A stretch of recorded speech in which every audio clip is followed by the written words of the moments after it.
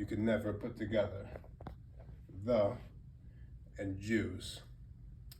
And the Jews are an interesting people, but one of the things I want to think about as we get started is why are the Jews called Jews to begin with? Which is a really interesting thing if you've never really thought about it. Because if you go back to the Hebrew Bible, our holy book, no one's really called a Jew. You go back to Avraham Avinu, he's called Hebrew. There's the Hebrews, Bnei Israel, and Jew comes from Yehuda. So what eventually happens is after leaving Egypt and establishing the state of Israel, you have the different tribes, which have their own different kingdoms. And the kingdom of Yehuda is where the name Jew really comes from, the people from that tribe in that kingdom. And as modern Jews, we're considered to be descendants of Yehuda because there's the 10 lost tribes. Now the 10 lost tribes are something that are really fascinating. So if you think about the Jewish people, we have this story, which is the most powerful story in the history of the world as far as total impact. I mean, nothing has sold as many books as the Bible, and it's the most well-known story out there. And a lot of people connect to that story.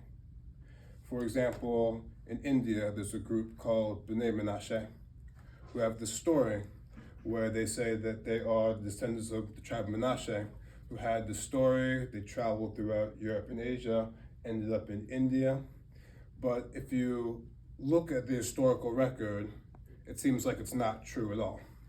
It seems like what happened was someone woke up in 1951, had a vision from God that, our people are descendants of one of the lost tribes, and then they started believing it, they started converting, they got widespread acceptance. Now, another group that this happened to is the Hebrew Israelites in America, who have a very similar story. In the late 1800s, someone wakes up and says, you know what? I'm oppressed. Things are not good. I need the God of Abraham, Yitzchak, and Jacob. We must be descendants of those people, and decides that he must be part of one of the lost tribes. And the Hebrew Israelites have started to come into a lot more in vogue because those certain black superstars have been talking about them. Kanye West, Kanye Irving. And it seems like they have this very negative connotation as far as their interactions with the Jews. Now, I first heard about the Hebrew Israelites when I was in prison. So, after going to college, I dropped out, got into some trouble, started selling drugs, started selling guns, and eventually got myself in federal prison in Petersburg, Virginia. And there I had this life-changing experience where I started studying, the Torah, the Tanakh, and really connected to the story. And so I studied some with the Jews, but I also studied with the Hebrew Israelites because their story spoke to me as well. Because again, when you're oppressed and things are bad and you feel like you need God in your life to save you, the stories from the Bible can really speak to you. And it feels like if that's your heritage, then you know that you will be saved one day and everything will work out. And after studying with both groups, I eventually came to the decision that I would become an Orthodox Jew. And there's a few reasons for that, and we'll get into that later. So, because it's a smaller group, we'll have more time for questions and answers because I really want this to be a discussion. So it's not just me talking at you. I want to hear what you guys have to think about what I say and other things affecting your community. So, inside with the Hebrew Israelites, they were actually connected to the same sect that lives now in Dimona, Israel, the Ben Ami sect from Chicago. And a lot of them accept the Jews as Jews and just think they're descendants of other tribes. And again, that sect moved to Israel. They're Zionists, they serve in the army, they've got kind of their own little space. And they have some problems with the government, but I have problems with the government. Lots of people have problems with the government now. Like, problems with the Israeli government is a very normal thing to do. Now, after I was released from prison, I was sent to Baltimore, Maryland, where I found my synagogue, B'nai Yisrael, which is where I did my Orthodox conversion. And one day, walking to shul, I had another interaction with some Hebrew Israelites. They're there in the harbor, and they've got their suits on, and they see me walking with a kippah on, with some white people wearing kippahs, and this made them very unhappy. And they started yelling and screaming and following us and calling them fake Jews and telling me that I need to get away from them. It was just so hateful and inappropriate. I started learning about, the extremists in their community. It's easy to talk about the extreme elements of other people's community and to judge all of the community like that. In fact, it's something that we should be very familiar with, because a lot of people take what the Jewish extremists in Israel do and put that on all of the Jewish people everywhere in the world. And at least from the news, they say, you college kids get it here all the time, but at least like reading the stories of what they do when they blame all Jews for what some extreme Jews do, then it's easy to see how we can do that same thing to another group. So kind of back to my story in Baltimore, I end up doing my Orthodox conversion, and I get my life together. I start working as a personal trainer and decide that I want to change careers and become a physical therapist. And the reason I wanted to do that was because as a personal trainer, I started specializing in injury pain, pain management, pain prevention, and I got to be really good at it. And eventually, my coworkers, my clients, and some physical therapists I worked with told me that, oh, this is your gift. You should go become a physical therapist as well, which was a very frightening thing for me because I never really did good at school growing up. And I graduated college with like a 2-point-something GPA. Dropped out of college. Like, school was always a struggle for me. But I decided that I needed to do it and put my all into it because the drug I was convicted of selling was Oxycontin. And one of the things I learned selling Oxycontin on the streets illegally was that a lot of people get addicted from a prescription they get from their doctor, which kind of spirals out of control and ends up ruining their life. And now, as a personal trainer specializing in pain management, I was seeing people who had that prescription. We'd send them to a physical therapist, and within a week or two, they'd be pain-free, and they'd never really even filled that prescription. And I thought, this is a much better way to deal with this problem, and this is a way that we can help improve the opioid epidemic, which is ravaging America. So I kind of decided as a form of tshuva for myself that I would dedicate my life to helping change the medical model to be less about medication and more about movement.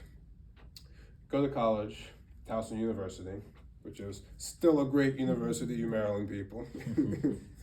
End up becoming a straight A student, start doing volunteer work. Kind of the most impressive one was I did some work with the Baltimore Police Department. So if any of you guys decide you want to join the SWAT team in Baltimore, you have to pass a test that I created. Great test. If you guys need tips, I can help you train for it, but it's definitely tough. So I get to my last semester. I'm applying to physical therapy schools. I get into 2 of the top 10 physical therapy schools in the country. University of Florida, University of Southern California. I visit both of them, decide to go to the University of Florida. And after I denied University of Southern California, University of Florida started asking me some very strange questions. Stuff I knew they knew, like, what's your name and social security number? Give us like the address you live at. I call them up to figure out what's going on, and eventually they tell me that I'm filling out an application. So I tell them, oh, that's great, I'm glad we got this figured out, because I've already been accepted, I can send you the acceptance letter. To which they tell me, no, you still have to apply. The way things work around here is if you're accepted into a graduate program, you're automatically enrolled in the university, unless you have a criminal record. Then you have to apply to the university separately. I was very upset about this. I went and talked to some lawyers, and the lawyers basically told me, you're upset, they should have told you, it could have affected your decision, but the way you need to look at the situation is you're currently enrolled in a public university in the United States. They're a public university in the United States. You're released early from prison for good behavior, released early off probation for good behavior. You're a business owner, a straight A student, and literally work for the police department. There is no way that you won't be going to school in the fall. Jump through the hoops, it's not gonna be a problem. So I jumped through the hoops. They told me I had to wait for an answer. I waited for 3 months, which were 3 of the most painful months in my life, because when you're in prison and you're suffering, you're being punished, you at least know you did something wrong. You know why you're suffering. But this time, I felt like I had done everything right. Like, what else could we ask for from someone leaving prison than to do the type of things that I had done to be a productive member of society? So the 3 painful months pass, and eventually I find out that I have been rejected and been ineligible to register for classes. So I've closed down my business, ended my lease, and know that I can kind of go anywhere, rebuild my life in Baltimore. So I decided that it was Hashem's way of telling me it was time to go to Israel. So I go to my rabbi, tell him I'm gonna make Aliyah. He says, great, but before you do it, go take a pilot trip, see what it's really like there, kind of some unstructured time. So I go over, study at a place called Pardes, which is an excellent place, highly recommend it, for the summer program just for a month, and plan to take a month to just travel around the country, see how things are. I love studying, and I meet this very nice girl, and we start dating. And she kind of says, we should just keep dating, stay here, don't go back. And then I also get a scholarship and a fellowship to study at Pardes for the year program. Decided to stay. Ended up being a pretty good decision, because a few months later, we ended up getting engaged and planned on getting married that next summer. Spoiler alert, it's tomorrow. So I finished my year of studying and apply for Aliyah, the right of all Jews. And that's when some troubles happen. Now, I'm gonna kind of give you guys the abridged version of the 5-year Kafka-esque story of what happened then, which can sometimes be confusing and not make sense. And it's usually not because I misspoke, it's usually because the bureaucracy just doesn't make any sense. So I apply, and then I go and talk to a lawyer. Because at this point in my life, I've kind of realized that before I do anything in any aspect of my life, I need to talk to a lawyer, because just once you have a criminal record, the deck's kind of stacked against you anytime you try to do anything. He says, your application looks incredible. You've clearly changed your life. Just make sure you always have a visa, because you don't want to break the law here, Because if you're here illegally, they might tell you that like, oh, he's now a reformed criminal, he's a current criminal, overstayed visa.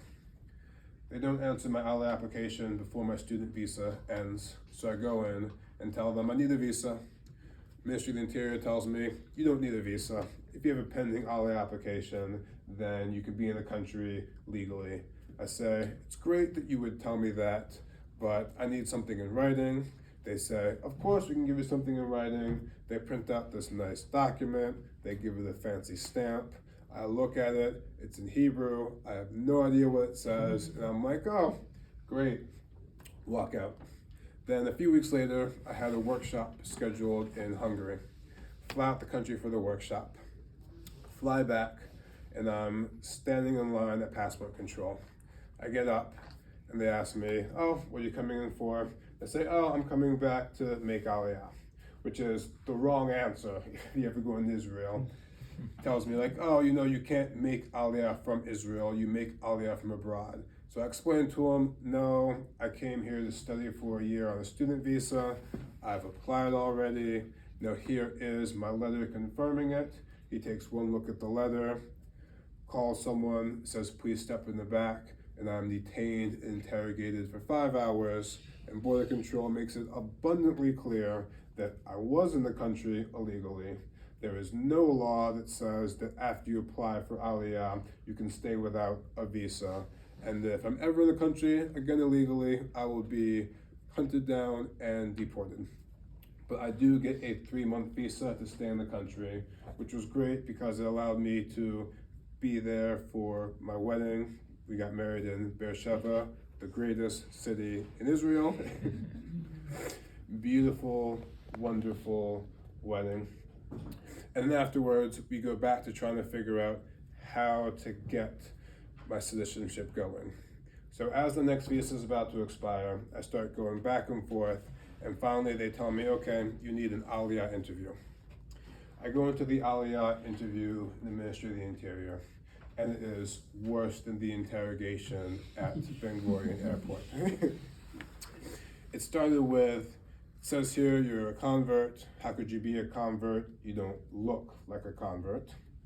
And kind of progressed to, you've got a criminal record. I'm sure your wife's parents aren't happy that she married you. They even go to the wedding.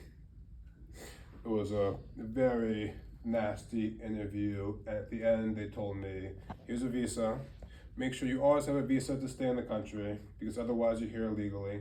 Your file could take a long time to process because it needs to be signed off by the Minister of the Interior himself, who at the time was Rabbi Aryeh Deri, who, as a side note for you guys who don't know Israeli politics so much, at that time he had previously been convicted of breach of trust, corruption, and bribery as Minister of the Interior, spent about as much time in prison as I did, but after he got out, he was able to return to politics and right back to the scene of the crime, where, spoiler alert, we now know he committed more crimes, which he got convicted for again, and is currently not allowed to be a minister in the government, but they're trying to change the law because that's what the current Israeli government is doing. But we can talk about the current Israeli government when we get to the Q&A if you guys have the patience for something like that.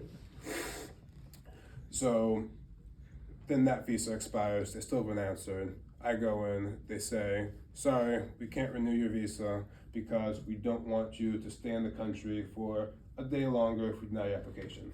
I tell them, but I need to be here legally. They say, don't worry, you don't need a visa, you're a pending application. I say, we've played this game before, I know it's not true. I say, if it is the law, tell me where it is in the law. And they tell me, you know what, it's not our job to find the law for you. It's your job to find the law. I say, we can't find the law, it doesn't exist. And I get kicked out. I got kicked out of the Ministry of the Interior an awful lot of times. We start lobbying and fundraising, because at this point I still hadn't worked because I had no work visa to be in the country. And we finally get a response back saying, oh, we're going to get to it. If you were worried about being in the country illegally, you should have applied from abroad. Some more time passes, we get the answer, and I've been denied citizenship. And we are completely shocked because we knew that my criminal record could be a problem, but my criminal record wasn't mentioned at all. I was denied because they said that my conversion was unacceptable. Now, I had a Orthodox conversion.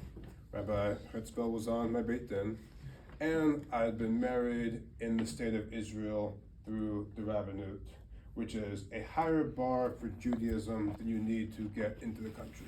In fact, one of the bigger societal problems that Israel has is people who were eligible for the law of return, but not Jewish enough to marry anyone in the country, which is something that will have to be dealt with someday.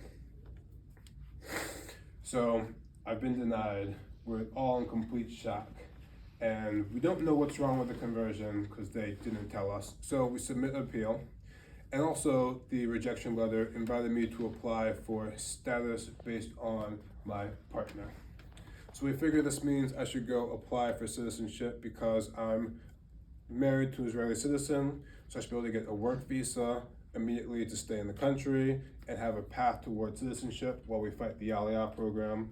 Talk to the lawyers, they say it won't affect the Aliyah process at all. Get the application in, come in, and that gets denied as well. And the reason they denied it was the state of Israel will only accept civil marriages for status questions in the country, which is interesting because civil marriage doesn't exist in Israel. So Israel will accept no Israeli marriages for status questions in the country of Israel. But the person who denied it very nicely told us, but don't worry, you were married through the rabbinate. I can see it means that you're eligible for Aliyah, so just walk next door and make Aliyah. My lawyer did not like that. There was an awful lot of yelling and screaming, but we did not get anything going. At this point, I get in contact with a Jewish agency who didn't help me before because they said the problem was my criminal record and they don't help people with criminal records. But they say, great, you've got this letter. It says the problem is the conversion. We can help you if the problem is the conversion. They start negotiating with the Ministry of the Interior, and eventually they agree to give me a visa based on being in an unmarried relationship with an Israeli citizen. So I walk in, write a document saying I'm getting this visa based on being in an unmarried relationship, and I finally get a work visa. This was almost a year after my student visa had ended, I had not worked, and our first daughter was born literally the day before. So we've got this, and then we're still trying to figure out the Aliyah. So by law, they have 45 days to answer the appeal. They didn't end up answering that appeal for about 2.5 years. The Jewish agency tries to push forward. Eventually, the Jewish agency says, we're stuck, we can't help you. The problem is your criminal record, we can't do anything about it. I say, well, that's strange because I've got this really official document from the Ministry of the Interior that clearly says the problem is my conversion. They say, oh, that's a good point. We should check in, see what's up with that. So then I get a call back and they say, the ministry says that the problem is definitely your criminal record, but they can't give anything to us in writing because your case is sensitive because of your criminal record. They can only give information to you directly. And they won't give you anything new in writing, and they won't speak to you about it. So I'm like, so they wrote to me that the problem is conversion. They told you verbally that the problem is a criminal record.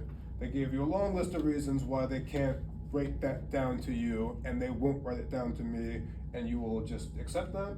And the Jewish agency says, yes, we will accept that story, and then we're done with the Jewish agency. So at this point, time keeps passing. We can't get them to answer the appeal, go even to the ombudsman.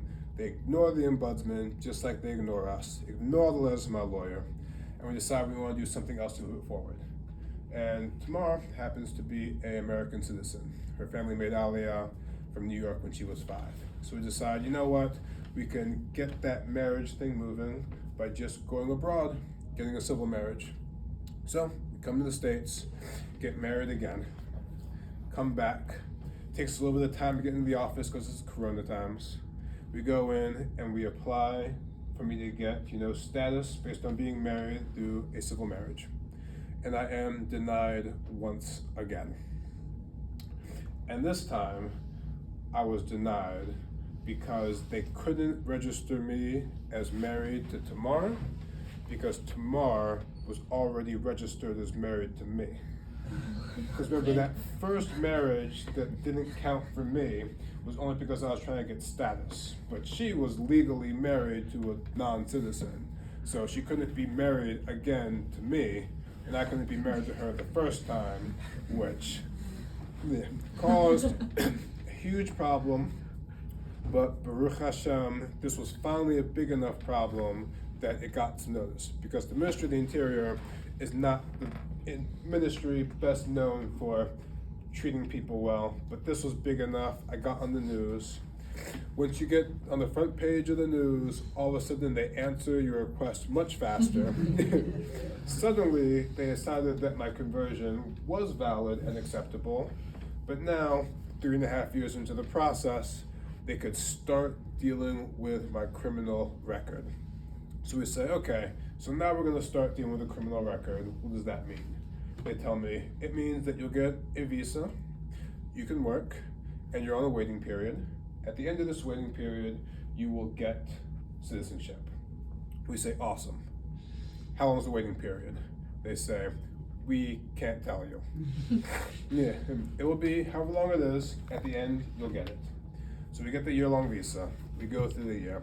We come back at the end of the year to get the visa renewed and say, it's been a year, I should now get citizenship. And they say, no, apply again, you're on the trial period. We say, awesome, so how long is this trial period? As long as we say it is, we have no more information for you.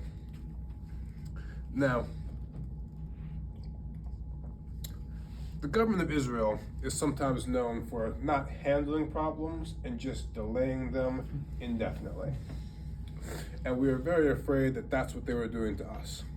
So we decided that to deal with that, I would go on a hunger strike outside the Ministry of the Interior. So for 8 days in January, Jerusalem in January is so cold, I sat outside of the Ministry of the Interior, not eating, sleeping on the stone, there 24 hours a day, with the exception of I went to the kotel 3 times a day to daven. And also Shabbat, I slept inside, and I actually could not get a heter to not eat on Shabbat, but I did the halakhic minimum, 3 zaitim of bread, 2 revi'its of grape juice, and we ended the hunger strike, and we got an email confirming that I would get my citizenship on January 1st, 2023. January 1st, 2023 comes, and nothing happens. We're in contact with them. They start telling us that I need to apply again. It's going to take us some time. I should get another visa.